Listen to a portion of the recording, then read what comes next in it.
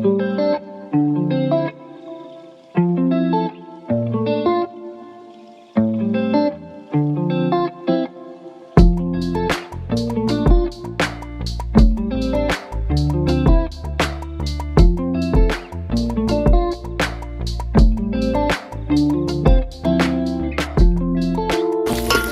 तलब भाई, सरसों के ऑयल में जनाब हम आपके लिए कढ़ाई पका रहे हैं। वाह जी वाह, क्या बात है। क्या बना रहे हैं आप?